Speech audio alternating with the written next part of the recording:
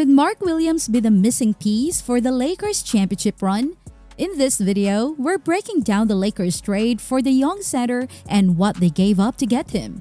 Stick around to find out how this move affects their future and why it's a big win.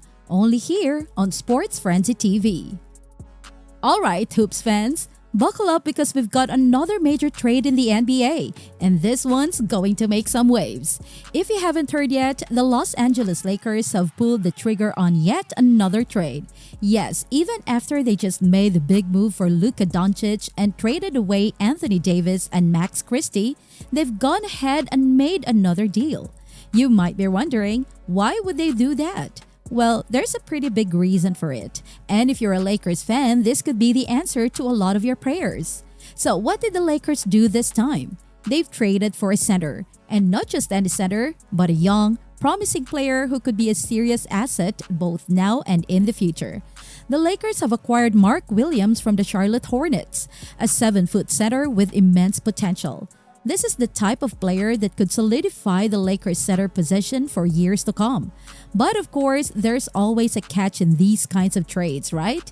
The trade package that the Lakers gave up might be tough to swallow for some fans. According to Shams Charania, the Lakers are sending Dalton Knecht, Cam Reddish, their last remaining unprotected first-round pick in 2031, and a 2030 pick swap to Charlotte in exchange for Williams. That's a pretty hefty price to pay, and it's definitely going to be a trade worth breaking down.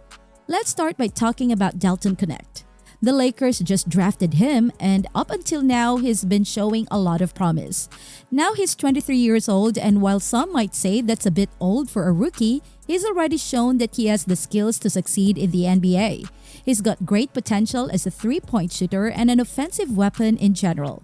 Over the course of the season, he's improved defensively as well, and many fans had hoped he could be a key part of the Lakers' future. There was even talk about how he could be a great fit alongside LeBron James, given his skills and potential. But here's the thing, despite all that promise, the Lakers decided to move on from him. And why? Well, the team clearly identified that what they were missing was a true center.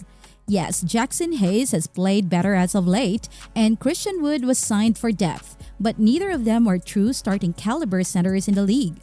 The Lakers needed someone who could give them some consistent minutes, rebound the ball effectively, protect the rim, and most importantly, provide some much-needed size in the paint.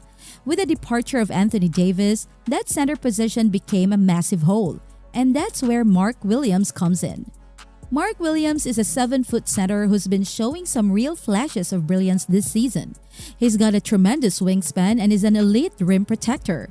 According to Shams, he's listed at 7'2", although some might argue that he's closer to 7 feet. But let's not get too caught up in the specifics of his height.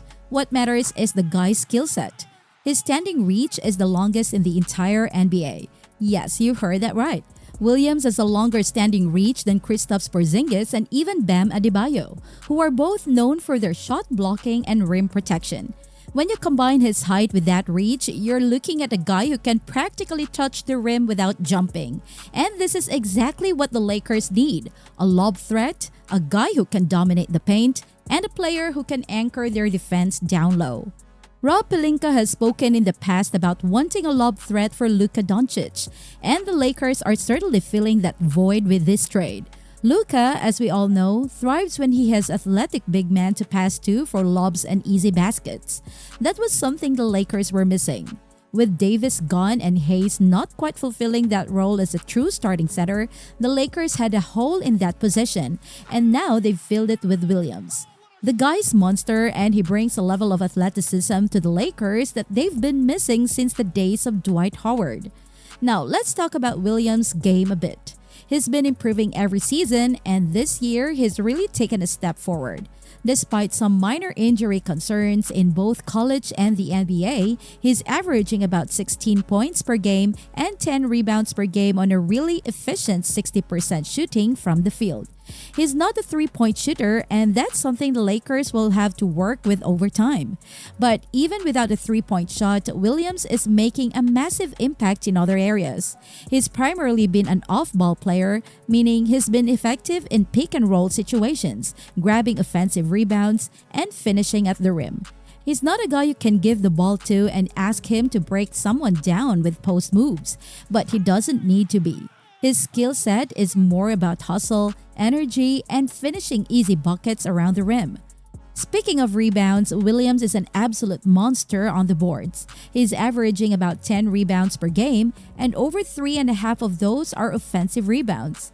When you break that down per 36 minutes, Williams is grabbing about 5 offensive rebounds per game, which is a huge number for a guy playing only 25 minutes a game.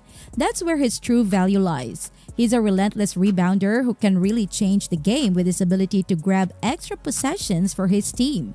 And when we talk about offensive rebounds, that's huge for a Lakers team that has LeBron James and Luka Doncic on the floor. Those guys are going to generate plenty of opportunities for Williams to get easy putbacks and finish off lobs. The potential for easy points is incredible. Now, the other side of the ball is defense, and Williams excels there as well. He's a great rim protector, and his length and ability to contest shots are a big asset to any defense. But it's not just a shot blocker, he's also an intelligent defender. He also knows when to help, when to switch, and when to contest a shot. And despite his youth, he's been able to handle the responsibility of being a last-line defender. The Lakers need a guy like that, someone who can erase mistakes from the defense and protect the paint. It's a major upgrade over and what they've had recently, and Williams fits that bill perfectly. Now, it's not all sunshine and rainbows. There's some risk involved in this trade. The Lakers gave up Dalton Connect, a young player who has shown plenty of potential, and they also parted with their last remaining unprotected first-round pick in 2031. That's tough. It's a long way off, but that pick could be valuable, especially if the Lakers end up needing to make another move in the future. Additionally, there's the injury history with Williams. He's only played 25 games this season out of a possible 50, and he missed a lot of time last year too. His injury history isn't a huge red flag, but it's something the Lakers will have to monitor. They need him to stay healthy in order for this trade to pay off. But in my opinion, the risk is worth it. Williams has an incredibly high ceiling. He's only 23 years old and he's already a dominant force in the paint. With the right development, he could become a two-way star in this league. The Lakers needed a center and they got a guy who could be a game changer. This trade also shows that the Lakers are fully committed to making a push for a championship now while also building for the future. Williams is young enough to be a core piece for the next several seasons, and if he develops as expected, he could be a key player for years to come. So, what does this mean for the Lakers moving forward? Well, it's clear that this is the team they'll be rolling with for the foreseeable future. They don't have any more tradable first-round picks for a while, so this is their roster. And honestly, I think they're in a good spot. They've addressed their biggest need in the center position, and they've added a player with tons of potential. Maybe they'll make a minor move for a 3-and-D wing, and they've pretty much filled out the roster at this point. What do you guys think about this trade? How do you feel about Mark Williams coming to the Lakers? Do you think they gave up too much in Dalton Connect and that 2031 first-round pick? Let me know your thoughts in the comments below. I'm really curious to hear what you think about this one. If you like the video, make sure to drop a like, subscribe if you haven't already, and hit that notification bell so you never miss an upload. Thanks for watching and I'll see you in the next one.